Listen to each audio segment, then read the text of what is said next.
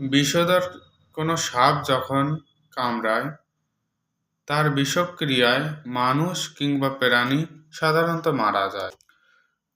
তবে অনেকের মনে প্রশ্ন জাগে যে সাপের বিষ যদি মানুষের পেটে যায় তাহলে মানুষ কি মারা যায়? সাপের বিষ যদি কোনো মানুষ খেয়ে ফেলে তাহলে তার তেমন কোনো ক্ষতি হয় না।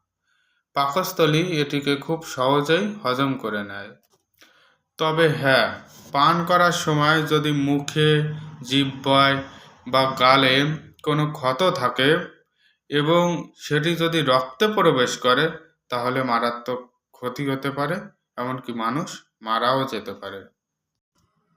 আমাদের ভারতবর্ষে সাপের বিষ পান করার তেমন কোনো প্রচলন নেই, তবে বিদেশে এর ব্যাপক প্রচলন রয়েছে।